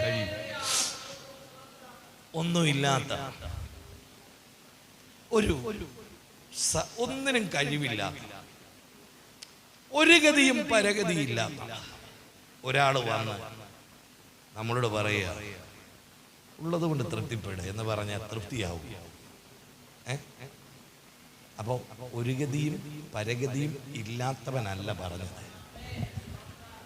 ഇല്ലാത്തതിനെ ഉള്ളതുപോലെ വിളിച്ചു തരാൻ കഴിവുള്ളവനാ പറഞ്ഞത്. ഉള്ളത് കൊണ്ട് തൃപ്തിപ്പെട്ടോ. അതെന്താ കർത്താവേ? നാളെ ഞാൻ നിനക്ക് വേണ്ടി ചിലത് തരും. നാളെയെപ്പറ്റി നീ വിചാരപ്പെടണ്ട. നാളത്തെ ദിവസം നിനക്ക് വേണ്ടുന്നത് ഒരുക്കി വെച്ചിട്ടാ പറഞ്ഞത്. നമ്മെ നീ ഉള്ളത് കൊണ്ട് തൃപ്തിപ്പെട്ടോ, ഞാൻ നിന്നെ ഒരു നാൾ കൈവിടില്ല. നാളെ ഞാൻ പറഞ്ഞു കഴിഞ്ഞു, ആ വലയെല്ലാം ഒന്ന് പൊട്ടിച്ചു കളഞ്ഞ് നാളെ ഒരു അത്ഭുതം നീ കാണാൻ പോവുക. ഇന്ന് പകൽ ആരുടെയൊക്കെ കരത്തിൽ ഒന്ന് പിടിച്ചിരിക്കുന്നത് കാണുന്നല്ലോ. എന്നിട്ടാ പറയുന്നത്, നാളെയെപ്പറ്റി നിരാശപ്പെടണ്ട, എൻ്റെ ദൈവം നിനക്ക് വേണ്ടി ചിലത് ഒരുക്കുന്നുണ്ട്. ആ തിരിച്ചറിവ് കിട്ടിയ ദൈവമക്കൾക്കായി സ്തോത്രം. യേശുവിന്റെ നാമത്തിൽ ഒരു അത്ഭുതം ഇന്ന് പകൽ സംഭവിക്കട്ടെ. ഒരു വിടുതൽ ഇതിനകത്ത് ജനത്തിന് മേൽ സംഭവിക്കട്ടെ. എത്ര പേര് സന്തോഷത്തോടെ ആമേൻ പറയുന്നുണ്ട്? ഉള്ളത് കൊണ്ട് തൃപ്തിപ്പെടുവീൻ. വായിച്ചു, ഞാൻ നിന്നെ ഒരു നാളും കൈവിടുകയില്ല, ഉപേക്ഷിക്കുകയില്ല എന്ന്. അടുത്തത്, ആകയാൽ എഴുതിയ പൗലോസ് പറയാം, ആകയാൽ കർത്താവ് എനിക്ക് ഞാൻ പേടിക്കുകയില്ല. മനുഷ്യൻ എന്നോട് എന്ത് ചെയ്യും? ഇതൊരു വെല്ലുവിളിയാണ്. മനുഷ്യന്റെ ഭീഷണി നിമിത്തം, മനുഷ്യരുടെ എതിർപ്പുകൾ നിമിത്തം ഏതൊക്കെയോ വിഷയത്തിനകത്ത് ഞെരുങ്ങുന്ന ചിലർ ഇവിടെ നിന്നല്ലേ കേൾക്കുന്നുണ്ട്. അവരെ നോക്കിയ തമ്പുരാൻ പറഞ്ഞത്, നീ തൃപ്തിപ്പെട്ടോ, നിന്റെ കരത്തിൽ ഞാൻ പിടിക്കും. എന്നിട്ടാ പറയുന്നത്, എന്താ പറഞ്ഞത്? ആമേൻ. അവൻ എന്തോ പറഞ്ഞു? വായിച്ചത്, ആകയാൽ കർത്താവ് എനിക്ക് തുണ. ശ്രദ്ധിച്ചേ, കർത്താവ് കാര്യത്തിൽ കൈ പിടിച്ചിട്ടുണ്ടെന്ന് ഉറപ്പ് വന്ന ശേഷം പറഞ്ഞു, കർത്താവ് എൻ്റെ തുണ, പിടിച്ചേക്കുക. എൻ്റെ കൈ അവനെ പിടിക്കാൻ ബലമില്ല, ഞാൻ ക്ഷീണിച്ച് കിടക്കും. നിങ്ങൾ നോക്കിയേ, കറിവേപ്പില പോലെ വാടി തകർന്ന് നിങ്ങൾ കിടക്കുകയാണെങ്കിലും പിടിക്കുന്ന കരം ശക്തമാണ്. വാടി തളർന്ന് കിടന്നാലും പിടിച്ചിരിക്കുന്ന കരം ശക്തമാണ്. ആ കരത്തിൽ പിടിച്ചു നിന്നിട്ട് പിടിച്ചെന്ന് ഉറപ്പ് വന്നപ്പോഴാണ് പൗലോസ് പറഞ്ഞത്, കർത്താവ് എനിക്ക് തുണ. തുണ. കേൾക്കുന്നവരാമേൻ പറയട്ടെ. ആദ്യം നമ്മൾ പറഞ്ഞത് എന്നാന്നറിയാവോ? ആദ്യം നമ്മൾ പറഞ്ഞത് ഉള്ളത് കൊണ്ട് തൃപ്തിപ്പെടുക. അപ്പൊ ഞാൻ പറഞ്ഞു, ഭർത്താവ്, ഭാര്യ, മക്കള് എല്ലാവരും തൃപ്തിപ്പെട്ടോണം. ഇവിടെ തൃപ്തി ഇല്ലാതിരിക്കുകയാണെന്ന് പിടികിട്ടിയപ്പോൾ പൗലോസ് പറയാ, കർത്താവ് എനിക്ക് തുണ. അർത്ഥം, നിനക്ക് തൃപ്തിപ്പെടാത്ത മേഖലകളിൽ ദൈവം നിനക്ക് തുണയായിട്ട് വരും. ഒരു ഭർത്താവിന്റെ സ്നേഹം നിനക്ക് കിട്ടുന്നില്ലേ? ഒരു ഭാര്യയുടെ സ്നേഹം നിനക്ക് കിട്ടുന്നില്ലേ? ഒരു അപ്പന്റെ, ഒരു അമ്മയുടെ, ഒരു മക്കളുടെ സ്നേഹം നിനക്ക് കിട്ടുന്നില്ലേ? അവരെ നോക്കിയ ദൈവം പറയുന്നത്, ആ ഭാഗത്ത് ഞാൻ നിനക്ക് തുണയായിട്ട് വരും. എത്ര പേര് ഇത് ആഗ്രഹിക്കുന്നുണ്ട്? എത്ര പേർക്ക് ഞാൻ ആ പറയുന്നത് മനസ്സിലാകുന്നു? നിങ്ങളുടെ സ്നേഹം എവിടെ നിങ്ങൾ ആഗ്രഹിക്കുന്നുവോ, എവിടെ ഒരു കുറവ് നിങ്ങൾക്കുണ്ടോ, ആ ഭാഗത്തെ കുറവ് നികത്തുവാൻ ഒരു തുണയായി അവൻ ഇറങ്ങി വരും. ഞാൻ പറഞ്ഞ എല്ലാം ശ്രദ്ധിച്ച് കേട്ടോണം. ഉള്ളത് കൊണ്ട് തൃപ്തിപ്പെടാൻ പറഞ്ഞു, ചുമ്മാതല്ല. ഉള്ളത് കൊണ്ട് വീടില്ല, കാറില്ല, ഭാര്യയുടെ സ്നേഹമില്ല, ഭർത്താവിന്റെ സ്നേഹമില്ല, മക്കളുടെ സ്നേഹമില്ല, അപ്പന്റെ സ്നേഹമില്ല.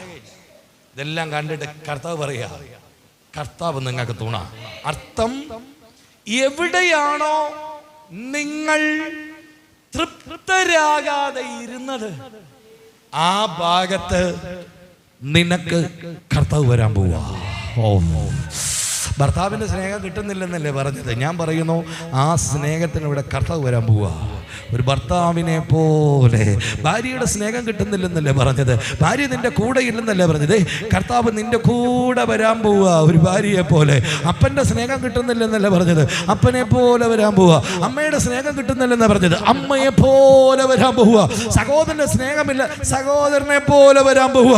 അതിലൊക്കെന്നാൽ ഏത് വിഷയമാണെങ്കിലും ഇന്ന് പകൽ അവിടെ കർത്താവ് നിനക്ക് തുണയാകാൻ പോവുകയോ. ഈ തിരിച്ചറിവ് കിട്ടിയ ദൈവമക്കൾക്കായി സ്തോത്രം. അതുകൊണ്ട് ദാവീദ് പറഞ്ഞു, എന്റെ അപ്പനും എന്റെ അമ്മയും എന്നെ ഉപേക്ഷിച്ചു, എങ്കിലും യഹോവ എന്നെ ചേർത്തു. ഇതുണ്ടോ ആരെങ്കിലും? കോഴി തന്റെ കുഞ്ഞിനെ ചിറകിൻ കീഴിൽ മറയ്ക്കുന്നത് പോലെ, ഞാൻ നിങ്ങളെ അടുത്തത്, ഒരമ്മ തന്റെ കുഞ്ഞിനെ പോറ്റുന്നത് പോലെ, അല്ലേ? നിങ്ങളുണ്ടോ ഇവിടെ? ഒരമ്മയ്ക്ക് അമ്മയാകാൻ പറ്റത്തുള്ളൂ.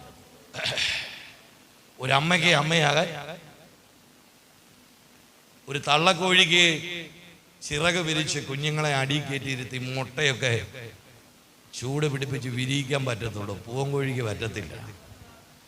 നമ്മുടെ കർത്താവ് പറയുന്നത് ശ്രദ്ധിച്ചേ, കോഴി തൻ്റെ കുഞ്ഞിനെ ചിറകിൻ കീഴിൽ ചേർക്കുന്നത് പോലെ, ഒരമ്മ നിങ്ങളെ താലോലിക്കുന്നത് പോലെ ഞാൻ നിങ്ങളെ. അർത്ഥം, നമ്മുടെ അപ്പനിൽ ഒരമ്മ ഉണ്ട്. നിങ്ങളുണ്ടോ ഇവിടെ? നിങ്ങളുണ്ടോ ഇവിടെ?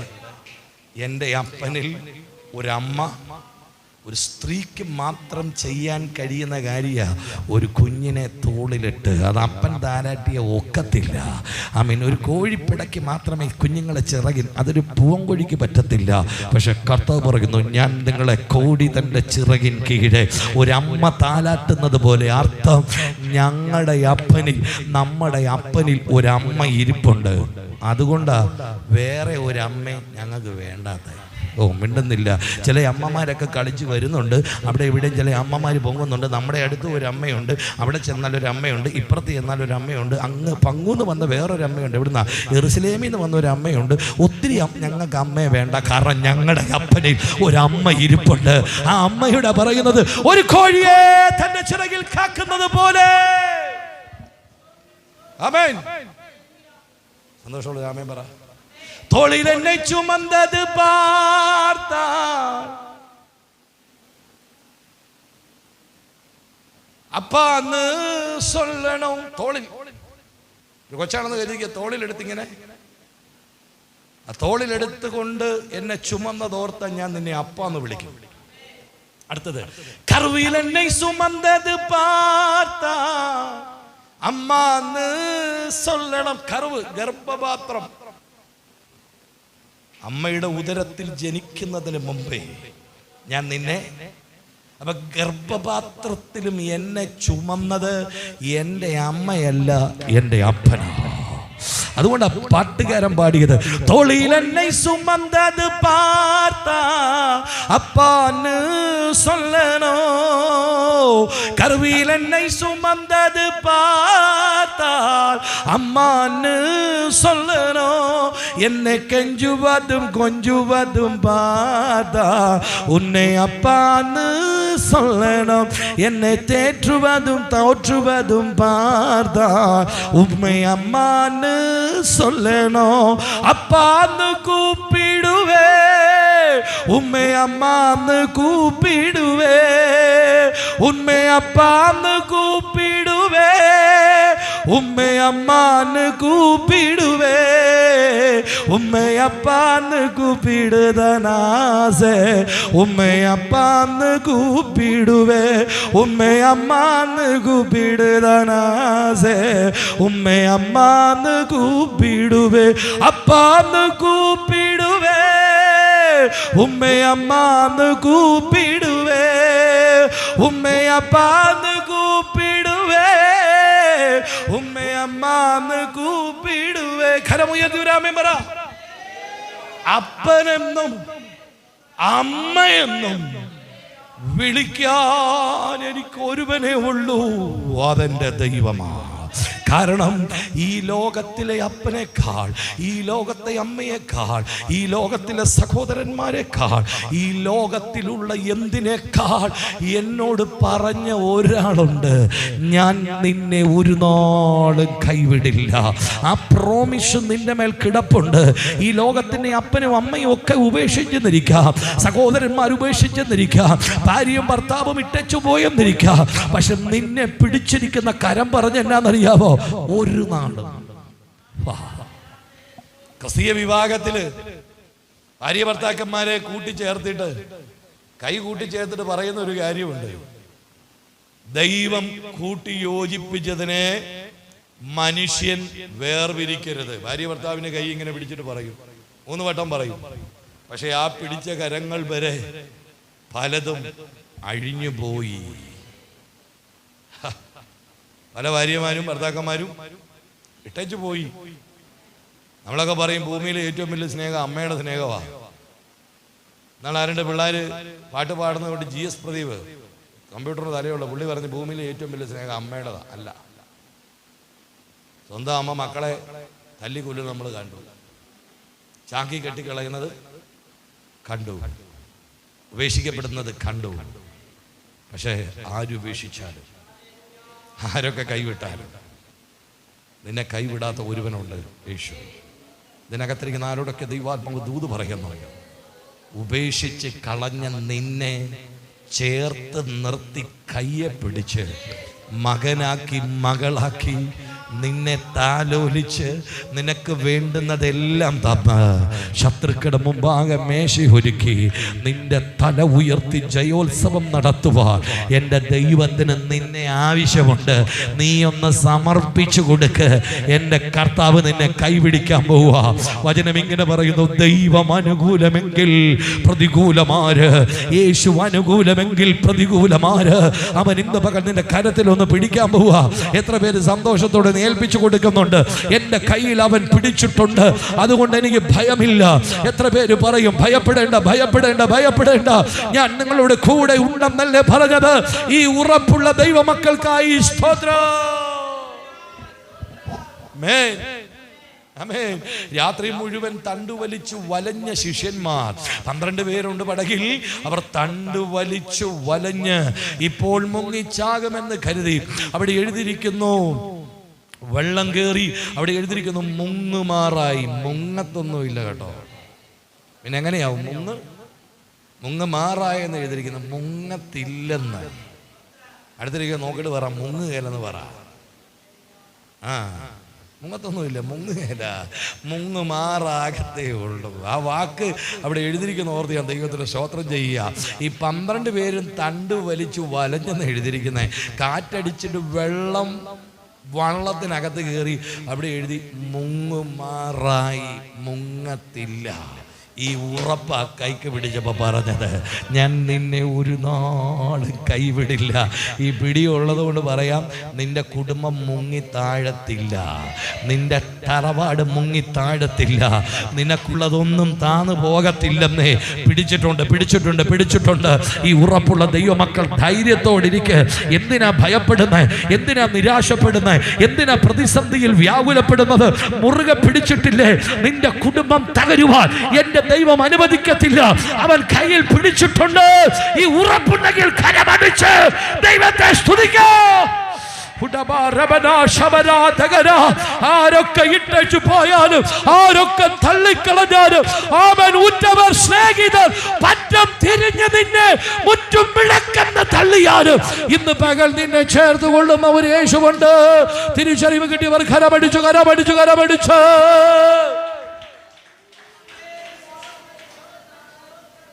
മാറായി. അതിലൊരു ശിഷ്യൻ എഴുന്നേറ്റ് യേശുവിന്റെ അടുക്ക ചെന്നിട്ട് പറഞ്ഞു, ഗുരുവേ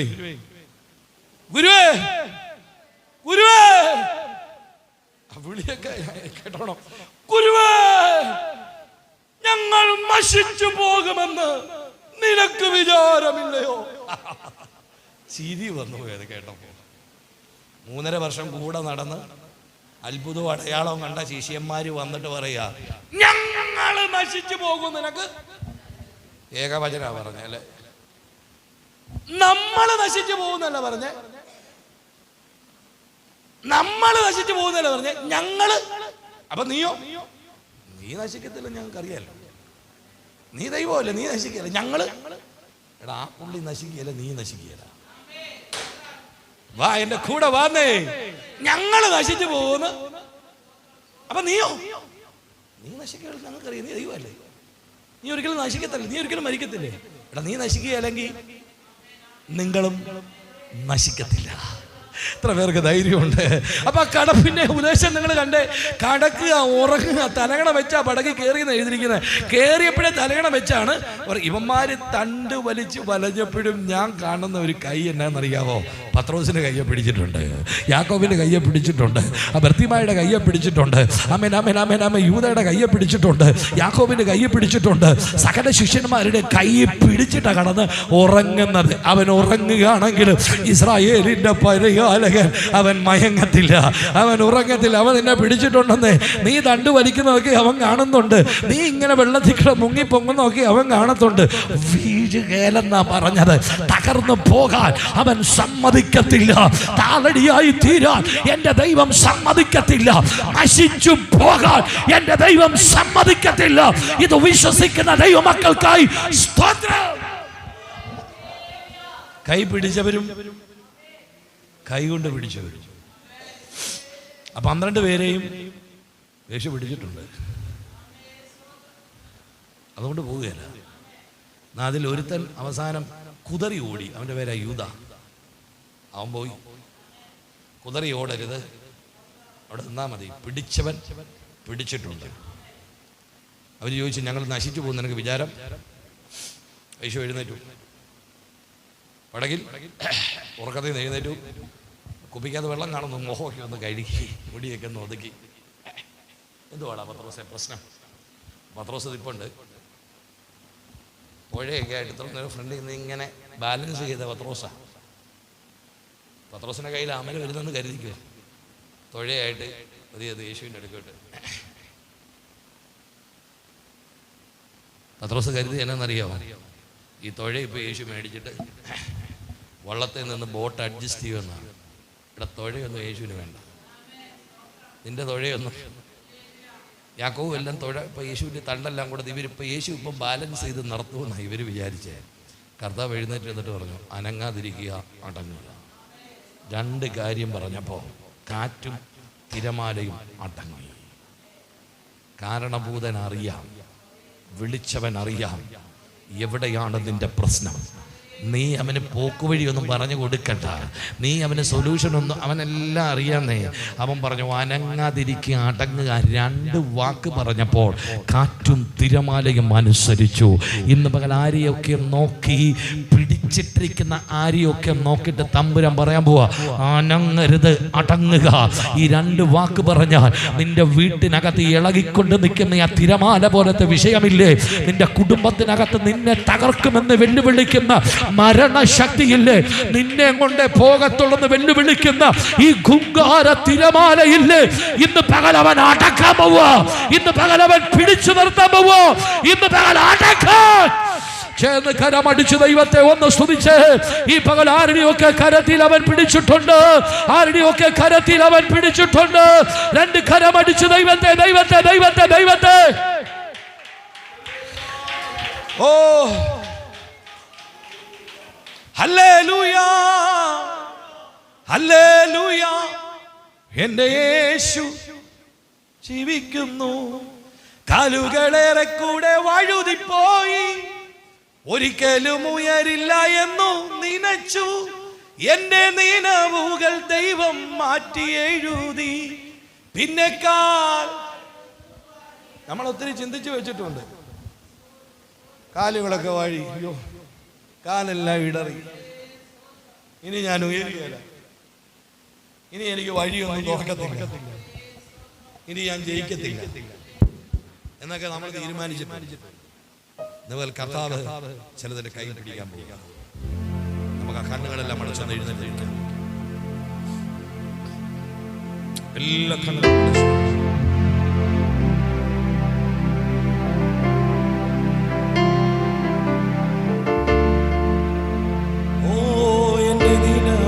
ദൈവം മാറ്റി എഴുതി. പിന്നെ വഴുതുവാനില്ല.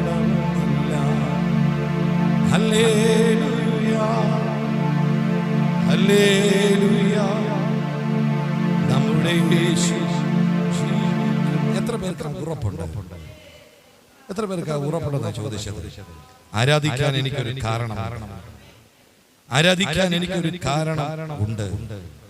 കൈകൊട്ടി പാടാൻ എനിക്കേറെ കാരണം. എന്താണെന്നറിയാമോ? നമ്മുടെ കയ്യിൽ പിടിച്ചിട്ടുണ്ട്. ആ ഉറപ്പുള്ളവർ എത്ര പേർ ആ പാട്ടിൽ ഈരടി പാടി ചേർന്ന് നമ്മുടെ കർത്താവിനെ നമ്മൾ സ്തുതിക്കാം.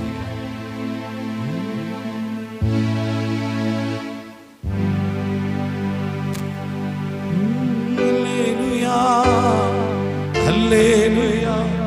നമ്മുടെ യേശു ജീവിക്കുന്നു.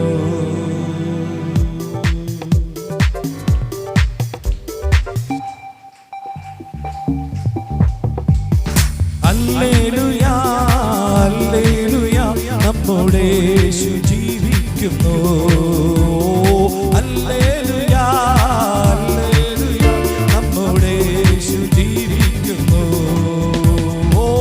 ആരാധിക്കാൻ നമുക്ക് കാരണമുണ്ട്, കൈകൊട്ടി പാടാനേറെ കാരണമുണ്ട്.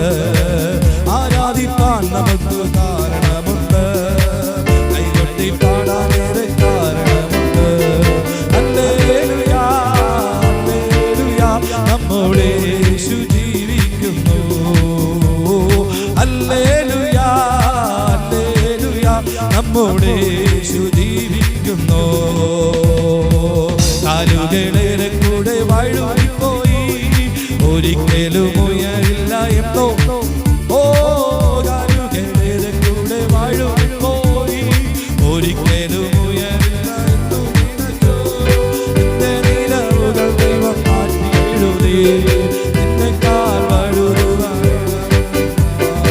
എന്റെ നിലവുകൾ ദൈവം മാറ്റി എഴുതി. പിന്നെക്കാൾ വഴുതുവാനിടവന്നില്ല.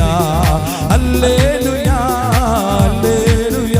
നമ്മുടെ യേശു ജീവിക്കുന്നു. കരമടിച്ച് ഹല്ലേലൂയ, ഹല്ലേലൂയ. നമ്മുടെ യേശു ജീവിക്കുന്നു.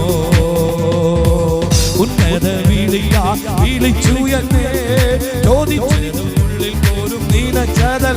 ഓ ഉന്നത വിളി വിളിയാ വിളിച്ചു എന്നെ. ചോദിച്ചത് ഉള്ളിൽ പോലും നനച്ചതല്ല, ദയതോ നീ എൻ്റെ മേൽ ചൊരിഞ്ഞതല്ലേ. ആയുസ്സെല്ലാം നിനക്കായി നൽകിയിടും, ഓ ദയതോ നീ എൻ്റെ മേൽ ചൊരിഞ്ഞതല്ലേ. ആയുസ്സെല്ലാം നിനക്കായി നൽകിയിടും. ഓ ഹല്ലേലൂയാ ഹല്ലേലൂയാ, നമ്മുടെ യേശു ജീവിക്കും. ഓ ഹല്ലേലൂയാ, ഓ നമ്മുടെ യേശു ജീവിക്കുന്നു. ഉറ്റൊരു മുടയോരും തള്ളി കുറ്റം മാത്രം പറഞ്ഞങ്ങ് രസിച്ചപ്പോ ഒരിക്കൽ കൂടെ ഉറ്റൊരു മുടയോരും തള്ളി. ആമേൻ. കുറ്റം മാത്രം പറഞ്ഞങ്ങ് രസിച്ചപ്പോഴോ നീ മാത്രമാണെന്നെ ഉയർത്തി. ഉറപ്പുള്ളവർ സന്തോഷത്തോടെ ഞാൻ ആരാധിക്കും. ഓ യേശു മാത്രമാണെന്നെ ഉയർത്തി. ഓ സന്തോഷത്തോടെ ഞാൻ ആരാധിക്കുന്നു. ഹല്ലേലൂയാ ഹല്ലേലൂയാ, നമ്മുടെ യേശു ജീവിക്കും. കരമടിച്ച് ഹല്ലേലൂയാ ഹല്ലേലൂയാ, നമ്മുടെ യേശു ജീവിക്കും. ഓ ആരാധിപ്പാൻ നമുക്ക് കാരണമുണ്ട്, കൈകൊട്ടി പാടാനേറെ ഉറപ്പുള്ളവർ. ആരാധിപ്പാൻ നമുക്ക് കാരണമുണ്ട്, പിടിച്ചിട്ടുള്ളത് ഉറപ്പുള്ളവർ. ഓരാനേറെ കാരണമുണ്ട്. ഓ ഹല്ലേലൂയാ ഹല്ലേലൂയാ, നമ്മുടെ യേശു ജീവിക്കുന്നു.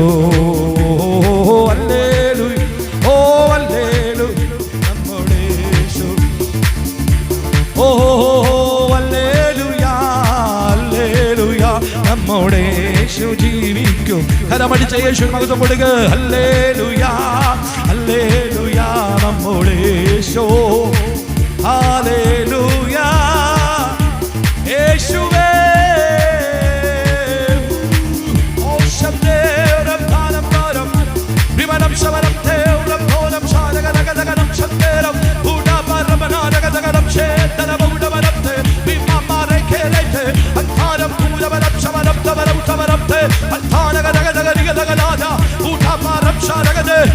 കരത്തിൽ പിടിച്ചിട്ടുള്ളത് ഉറപ്പുള്ളവർ. ഞാൻ നിന്നെ ഒരു നാളും കൈവിടില്ല. ഉപേക്ഷിക്കത്തിരുന്ന വചനത്തിന്റെ ശക്തി ഇതിനകത്ത് ചലിക്കട്ടെ. ബന്ധനം അഴിയട്ടെ, കെട്ടുകൾ അഴിയട്ടെ, നിരാശകൾ മാറട്ടെ. യേശു നിങ്ങളെ തൊടുന്നു.